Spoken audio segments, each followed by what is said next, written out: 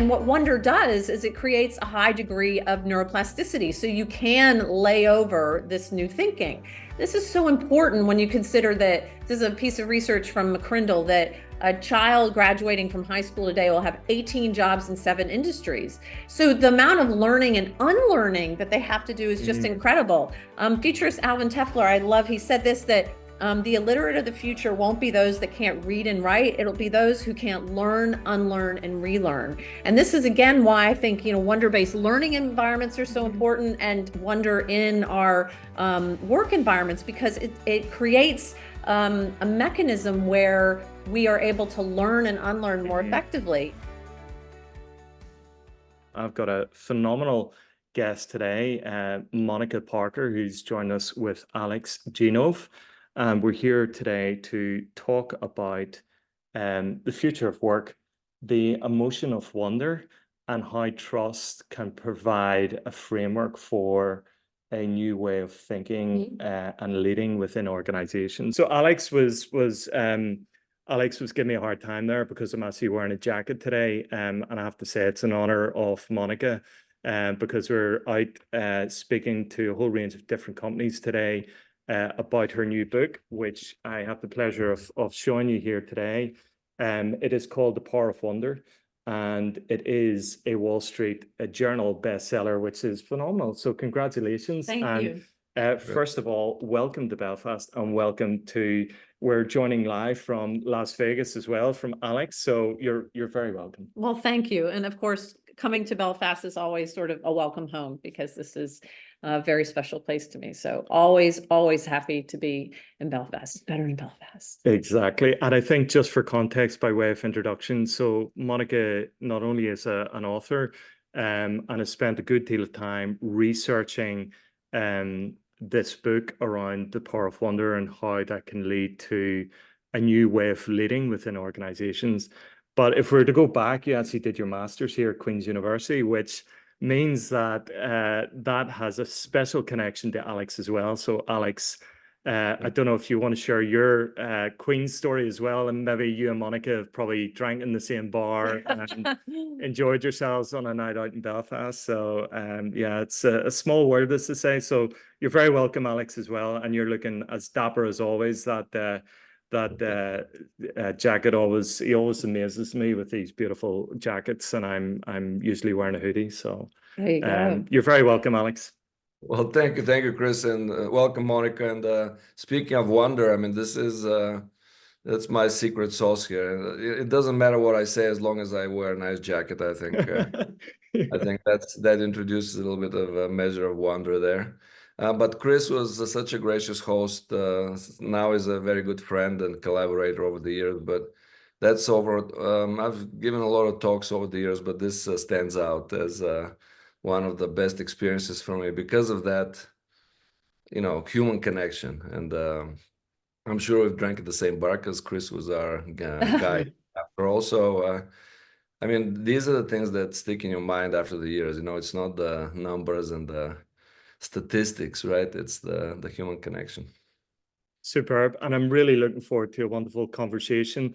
And I think, Monica, I think in the earlier discussion, we had a very interesting discussion where we started at a leadership level, at an organizational level, but then started to think about the practicalities of wonder. How does that relate to the bottom line? How can people start to practice wonder in their daily lives? And then how do you then start to communicate to your senior team about introducing that? So where's a good place to start, Monica? There's quite a nuanced journey. Well, I think probably a good place to start is just maybe I can talk a little bit about what wonder is.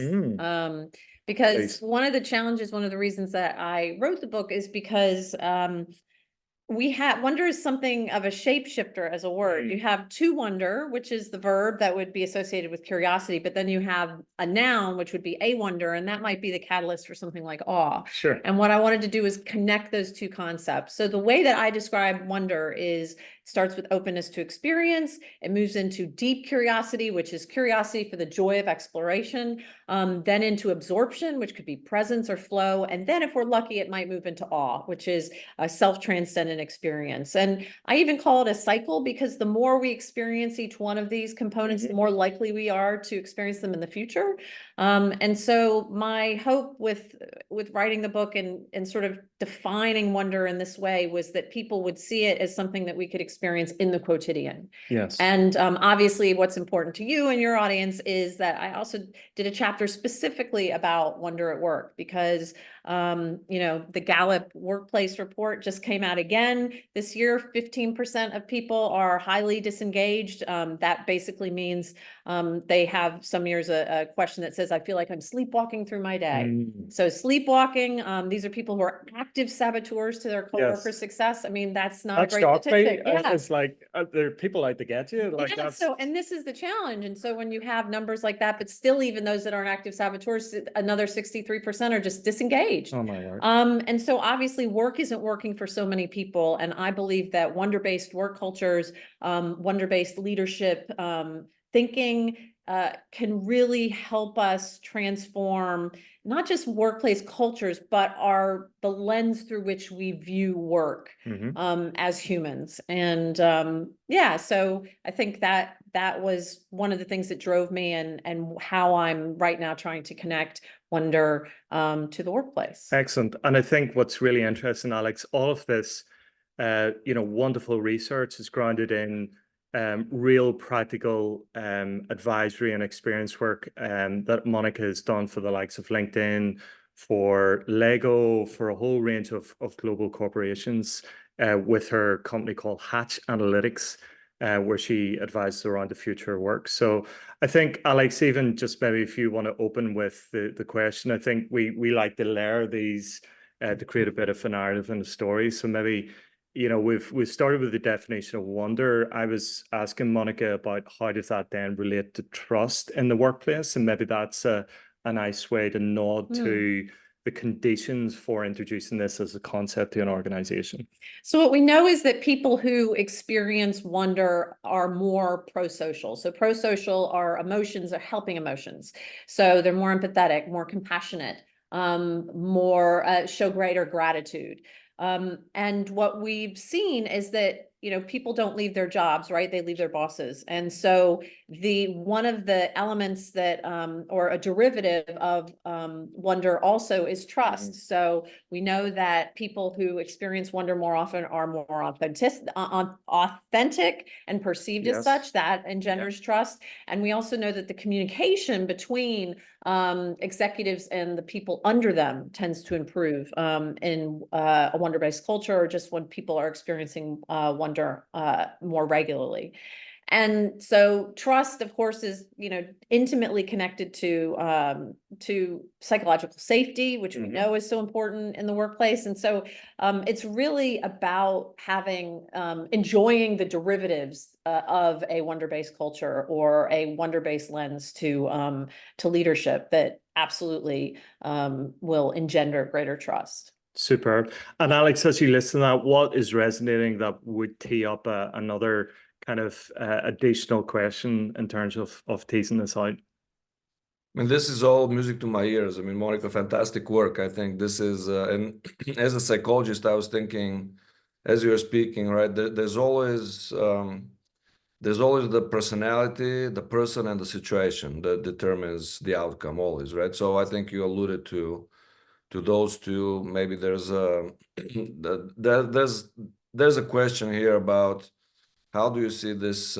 playing out as a personality characteristic versus a situation, right? And they're always intertwined, but you mentioned psychological safety. Maybe, I don't know if you've used the Big Five to measure, you know, that's the first component, the openness. That's the openness to experience. Right. Specifically, the subsection of openness to experience, that's openness to new ideas. So Right. that subsection is the first component that I see as wonder.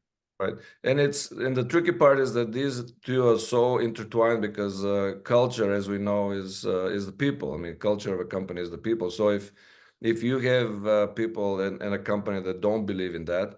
And another related thing that I was thinking about was Rory Sutherland's book Yes. about, because he calls it magic, but I don't know if is I, there a relation there? I think there's certainly a relation, but in some ways, magic almost seems also a derivative of potentially wonder. One of the things that I hope I deliver in this idea is that it is really additive and something that we can seek and find in so many small micro actions of our day. But I think you brought up two interesting points. The first being about personality, and the second being about culture. So obviously, I describe wonder as these four psychological elements, emotional elements, really. But they're all both state and trait.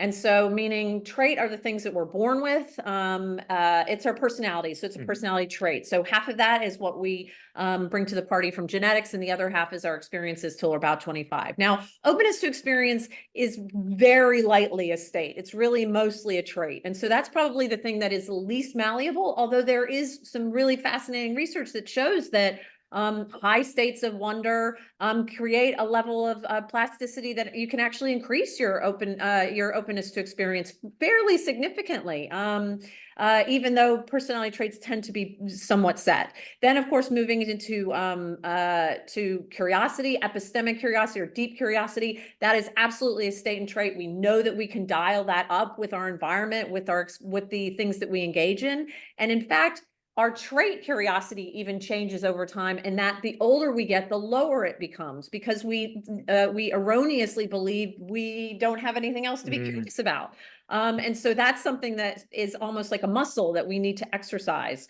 Absorption, again, state and trait. We know that there are environments in which we could help ourselves fall into flow or be more present, but there is a certain amount of presence that we bring to the party based on our personality. And then lastly, awe. Again, some people would be surprised to know that there are trait elements of awe, but Dr. Keltner's work has shown that that is in fact the case. And certainly we can, knowing our wonder bringers, dial up the opportunity for us to feel a sense of wonder. And so I think it's a real balance between state and trait, but you're right that it's helpful. And it's one of the things I recommended with the people we met with today, to learn the personalities of the people you're working with. But please do not use Myers-Briggs.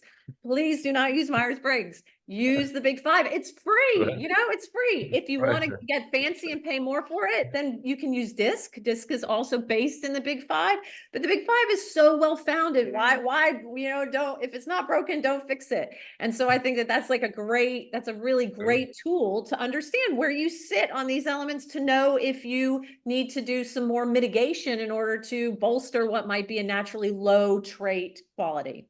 But there was one thing you said about that culture is the people, and I'm going to not disagree with it. I'm going to add one word to that. It's the people's behavior. Because what I like to say is organizational culture is the wake you see behind a series of behaviors. It's not aspirational. It's not out here. I had the comment this morning that, we were a team of 100 people and we had this great culture, and we've been bought by this American company, and everything now is about deadlines and budget. And I'm worried we're going to lose the culture. And I had to say, you already have, because the behaviors set the culture. You're still remembering the culture you used to have. That's a ghost culture. That's not real anymore. What is real is the behaviors you engage in.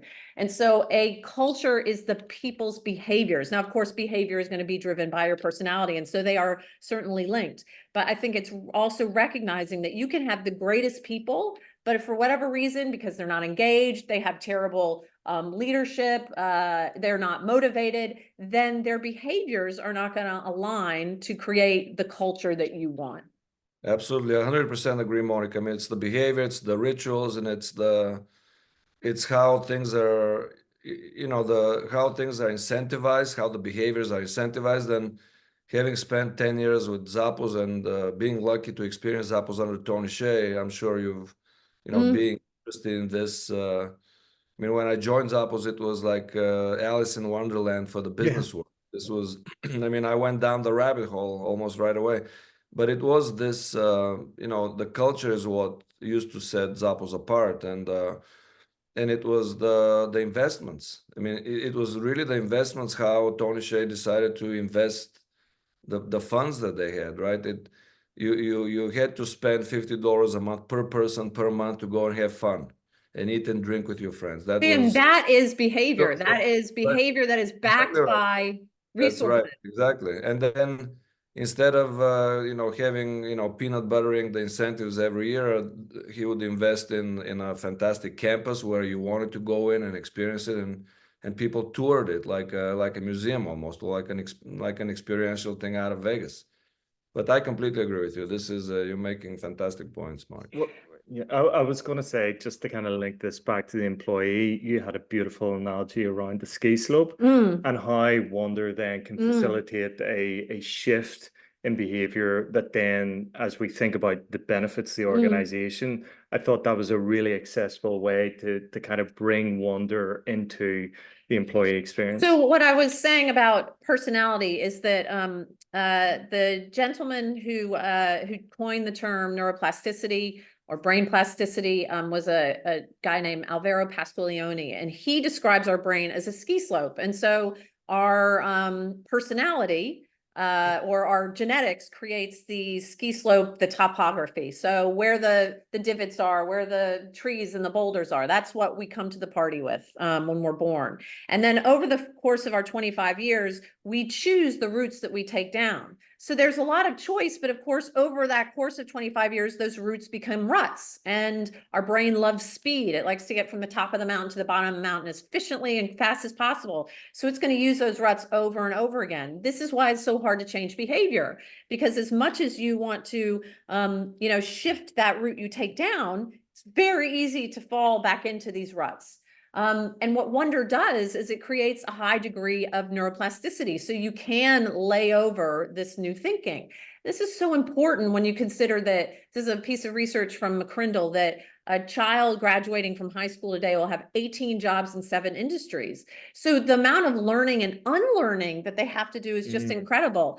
Futurist Alvin Toffler, he said this, that the illiterate of the future won't be those that can't read and write. It'll be those who can't learn, unlearn, and relearn. And this is, again, why I think, wonder-based learning environments are so important, and wonder in our work environments, because it creates a mechanism where we are able to learn and unlearn more effectively. And if you consider these short tenures of jobs, even if you stay in a job, how quickly they can change, certainly with AI tools coming in, the way that we work will change. And if we are not empowering people with the skills to be able to learn and unlearn and relearn, then we really are, in essence, creating a generation of future illiterates. Yes. And where this is one of the mechanisms that we can use to help them gain that skill. And I think you were also, at a leadership level, the benefits of embracing this concept leads to more authentic leadership and openness to change. And also at a team level, there's benefit as well. So I'd love to just see that link between at a leader level within an organization, but also from an openness perspective, in terms of adopting, in terms of connecting with people remotely now, because all the employees are now mostly remote or hybrid. So we'd love to tease that out a bit more.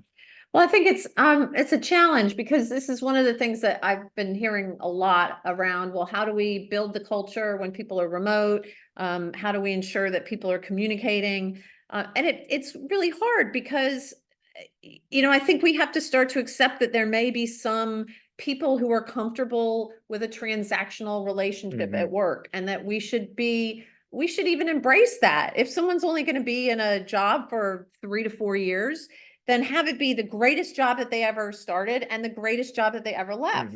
And I think that this is something with remote teams as well, that we want them to feel connected. But sometimes some of the activities that we engage in, that's this forced fun sort of, it works against the ethos of the organization. And I guess just even to that point is, if you want people to feel connected to the culture, do you really know what the culture is? Like, can you describe it? Would everybody describe what this culture that you're trying to protect or share or inculcate is? Until that's really consistent, then I almost question the value of that, other than just making someone feel like they're comfortable and belong, and accepting that then beyond that, it may be a quite transactional, mutually beneficial, but transactional relationship, which is really fundamentally different than how I probably looked at workplace and working 20 years ago when I entered sort of this industry. But I believe that work is changing such that our connection to our sense of self and identity will not in the future maybe be as wrapped up in our job as it is now. So that's a big challenge for companies. And I know like Zappos traded on the culture wow, and other organizations like Google and all these others, but then suddenly they're laying off people, the culture changes and all the rest. Do you think organizations need to be more transactional or more upfront about what they want from employees in terms of I that have exchange? to accept, like as it's always been, that people seek different things from work. Okay. And it used to be that it was not talked about that you would be doing transactional work. Or if you did, it was sort of like, oh, well, it's great that you hear this a lot from knowledge workers. Oh, well, it's lucky that you're a ditch digger because you can just leave your work at home, and there's a little bit like, that's fine, but we're knowledge workers. But the reality is that knowledge work is going to be seen as a type of intellectual ditch digging. And that people are going to want that freedom to say, you pay me X, I deliver Y, and then the rest of my time, my experience is mine. And part of this is, I say this a lot, that labor and wealth are becoming decoupled. So the ability to work hard and then to be a part of the whatever American dream, Irish dream, etc., that is becoming harder and harder. And until we recognize that that transaction, then if we're not being able to make the social contract to someone that says, you work for us and you'll be able to buy a house and send your kids to a nice school and save for retirement, we can't promise that anymore. So if that's not the trend, then they have a right to find their meaning and their future in a way that suits them. So yeah, I question whether some of these rah-rah mechanisms that we had in the 90s and the noughties and pre-COVID and post-AI revolution will actually be necessary or possible. Yes. And maybe it's a whole new kind of corporate culture. And I don't know what that looks like, but yeah, I mean, it's a fairly radical idea, Alex, that, organizations are becoming more, well, employees are becoming more choice-based. There's more choice. They're moving about more. The remoteness is creating this connection, I suppose, and the transactional nature. So how do you navigate that from a trust perspective, or how do we think about this new environment where we've got a changing demographic in the workplace? You're saying that let's create the best experience for when they're in the workplace with this organization. Let's create a culture that enables curiosity to do your best work in the organization. I suppose it's kind of... But this language of like, oh, we're a family. Yes. You're not. You never were a family. I mean, some are family businesses, especially in Ireland, big family businesses. But no, you're not a family. It's a job. And why? And that language was like almost... There's something that's a little paternalistic about it. And I just think that model, I don't see it surviving. I don't see it surviving. What replaces it? I don't know. I mean, it's interesting. It just popped into my head. I hadn't thought about it in ages, but I don't know, maybe about 10 years ago, there was a piece of research that came out. And I wish I could remember, it'll come to me who published it, but they used the term barbell economy. So it was the idea that we would have these big corporates and then they would be connected through lots of individual providers and small businesses. And this was like pretty, bold concept at the time. And maybe it was maybe 15 years ago. And that's what we are seeing. We're now living in the barbell economy. And then I wonder if that barbell is going to start to disintegrate, and we'll still have large organizations, but they're going to be connecting much more like I think a constellation than ever before. And so maybe it's about microcultures, you know, and how those microcultures are able to collaborate and coexist rather than trying to create this monoculture that's like we're X, you know. So maybe there's just hundreds of little Zooms, and those microcultures operate fairly autonomously and encourage, there's a symbiosis that encourages, you know, the success of all, but we're not so concerned with creating this monoculture, because I just don't know how that's going to be sustainable in a world of such globalization and distributed work and flexible, you know, out of office work. I don't know. I suppose just to build on that, then, you know, the challenge of building trust in that context, Alex, you know, to create the link then to thinking about how does that. But trust is going to be, that's going to be one of those fundamental, like, you know, didn't mean to interrupt, but sometimes you look at certain organizational values and they say things like trust, honesty. I mean, do we have to put that on? Do we have to make that a value? Isn't that a given? And so I think that there are certain things that are like basic human emotional needs in relationships, and it will become distilled down to that. So it'll be like trust, honesty, kindness. I don't know, like, call me crazy. And the rest becomes then, how do we express that in our more microcultural way?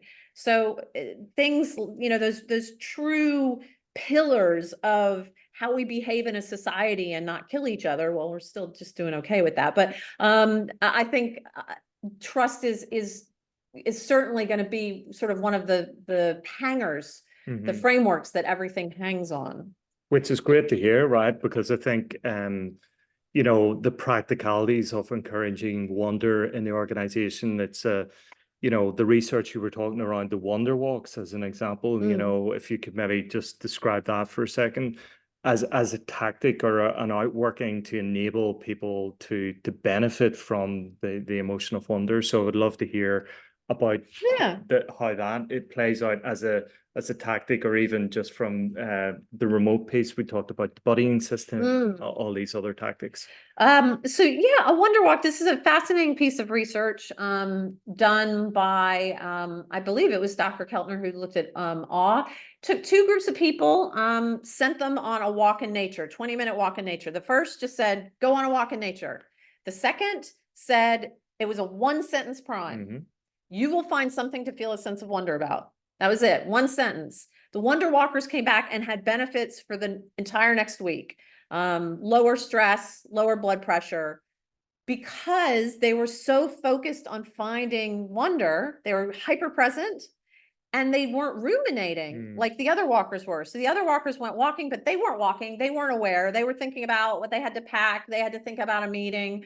And so it's really a lesson in the power of priming, that if you tell yourself you will find it, your brain will commit the cognitive energy to doing it. But what we know is that, a walk in nature is incredibly powerful. So what are some other things that make a wonder walk before, except deciding it is? Look for new routes, something that's novel. Your brain loves newness. Look for, you know, try to go big. So the ocean or a mountain, something to make you feel small, to try to trigger that small self. And if you can't go small, or you can't go big and make you feel small, then you go small. Look at little details that you might have missed otherwise. And that will also sort of help you get into that zone of wonder. But I think this is a great thing to do with teams. It's a great thing to do if you're all, you know, on a series of marathon meetings. Say, okay, everybody go on a half-an-hour wonder walk, come back before our next meeting, and then you start the meeting off with having people say, well, what was one thing that gave you a sense of wonder? And that becomes like the icebreaker. And I find that that's really just a great technique. Another one, nostalgia is a great wonder bringer. I've had some of my clients do exercises where their background on their Zoom call is a picture from their childhood. And then you go around as an icebreaker and everybody says what it is. And just in that process of reflecting and nostalgia and then sharing it is a wonder bringer. Also, wonder shared is wonder multiplied. So when you have a sense of wonder and you share it via a story, then that gives you that sense again, and other people gain from it. And so these are just a little, techniques that you can use to find wonder in the quotidian. Gratitude, another great wonder bringer, gratitude journal. But when you share people, when you tell people that you're grateful for them, and that's something that's genuine, that can really help connect you and a team. And it's just a great way to engender that kind of culture. Fantastic. And I think, Alex, what was interesting in our discussion earlier was this concept of small me, where you have small self, sorry, where you actually are focused on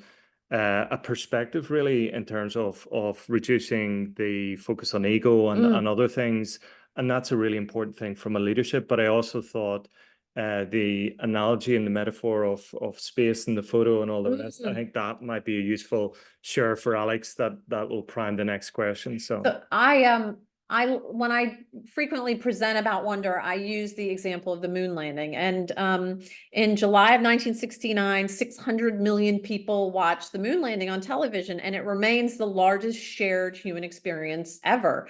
And that fundamentally changed the way that we saw ourselves in the world. And it was just last week that William Anders, who was the astronaut on Apollo 8, took the picture Earthrise, that is now the most famous picture ever created. And it was the first time that we saw the Earth from space, and it triggered what is the modern sustainability movement. But it was one of these, I guess, ratcheted equilibrium moments where nothing was the same again after that. But what was fascinating is that the astronauts that came back were not the same. So some of the language they used were, I was the sensing element for man, or I felt a sense of interconnected euphoria. And keep in mind, these are like military men. These are military pilots who have been sent up, and they're coming back and using language like this. And a lot of them just quit their jobs almost immediately after. One became an evangelical priest. Another started studying transcendental meditation. Another one is focused on UFOs. Like, this is like out there stuff, full personality change. And this is what's known now as the overview effect, which is the profound and permanent shift in consciousness that occurs when you see the Earth from space. And what that is that small self. You feel small, so your problems feel small, which makes you want to contribute more. You also feel more interconnected, and you recognize that you're not the biggest part of the universe. You're just a little piece of it. And that sense of smallness and interconnectedness drives pro-sociality again. So drives those helping emotions of gratitude, of empathy, of compassion. And it's fascinating to see how we can create sort of our own sense of overview effect by creating moments of wonder that obviously we can't all travel into space, but we can sort of generate that same feeling by experiencing wonder. fantastic. This is Monica, as I'm listening to you, this is fantastic stuff. It reminds me of two things that I think you'll appreciate. And they're kind of a little bit, they're related, but from my experience, when I was a teenager back in Bulgaria, I was lucky to have a real yogi visit. This guy, Swami Vishnudevananda, came to Bulgaria and spoke about his experience. And one thing that he talked about was the way he meditates, right? And he falls into this, and people think that when they meditate, you get into this sense of, it's this bliss almost. And he said, no, he basically, when he meditates, he loses the sense of self, and it becomes this abyss that's really terrifying. But when he comes out of it, he says, that's where the wonder was. He was like, he almost like comes from the other side. It's like, oh, look at the grass, look at this. This was, to me, very eye-opening, right? So very few of us will be able to reach that level, right? And just like not a lot of people in the city can go out and go for a walk in nature in the middle of the day, right? But that's one thing that I think was an interesting tidbit that relates. But then the other one is, I don't know if you've read Carlos Castaneda's work about Don Juan, and he talks about losing self-importance, which is one of the principles, and I think it's so important for work and for culture to about the dangers of ego, right? And I think that's at the bottom of a lot of problems, right? It's because of that element of ourself. Well, and I think it's this is why sort of the next area that I really would like to explore is to understand wonder-based interventions with leaders, and in particular, what psychedelics might look like in leadership development. Because you mentioned the meditation and, you know, that sense of abyss, that obviously comes with decades of intense training. And there is argument that says you can achieve that kind of sense of loss of self also through psychedelics. And we know that wonder drives pro-social behavior. It makes people want to be better people. Dr. Peter Hendricks out of University of Alabama proved that it was during a psychedelic trip, actually what's creating the neuroplasticity is the experience of awe, the experience of wonder during that trip. And so I wonder if this is, I'd like to understand if there might be the potential that that psychedelic facilitated leadership coaching could lead to more pro-social leaders. I don't know. I mean, that's a very interesting question there. But I want to go back to something that you said that I think is extremely important, is putting this, you took us back in time in terms of the importance of work and how work relates to self. And if we look at that context of, I mean, in the late 40s, 50s, like when having a job at a factory in the US was the dream, right? You could support your family and the white picket fence and all that stuff. This was the American dream, right? And now you mentioned about us talking about identifying with work so much that it becomes our family and so on. And I'm thinking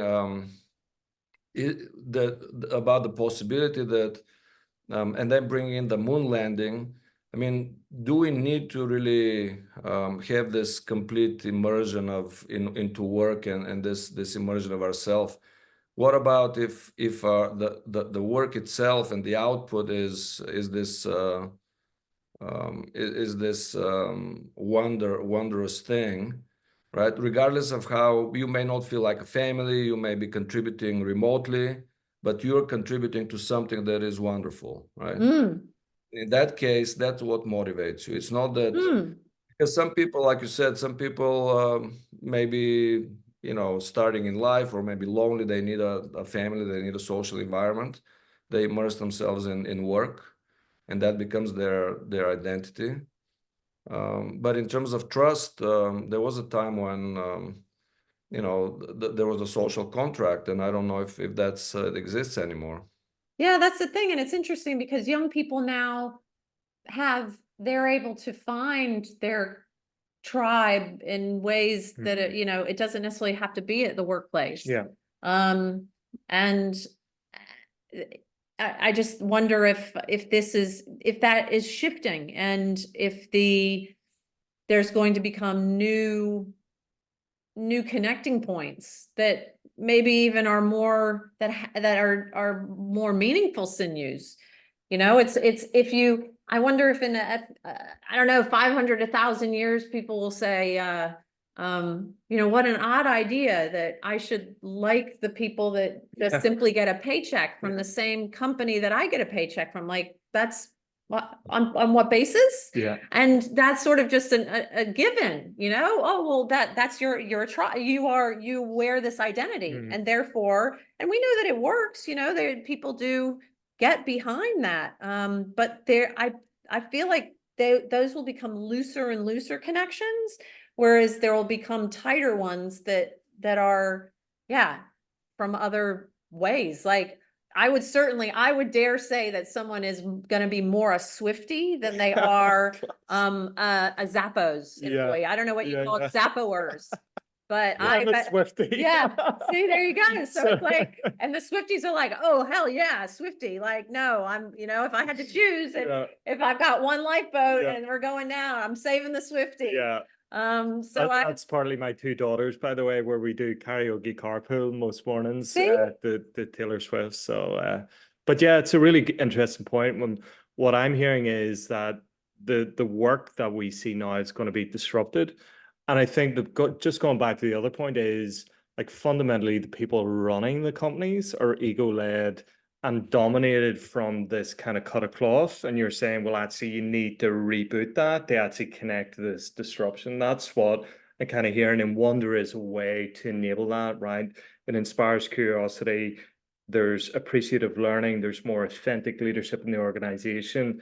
And ultimately, that leads to better work, right? That leads to better teamwork, better openness, better ability to change and adapt. So these are the real benefits of the concept of wonder. So I think it's when we were talking earlier, Alex, we were actually talking about the design of the organization, the actual physical design of the organization and how that can inspire these environment conditions for more collaborative working and a sense of I suppose losing yourself in the work and collaborating with your colleagues. So it seems that the fundamental problem that we're solving is this disruption, but you've come at it from a multi-layer approach, which is the design of the environment, how it impacts leadership, the openness to teams, and then I love that idea of how it empowers the individual, because I would love maybe to hear about that, because the conversation we had today was,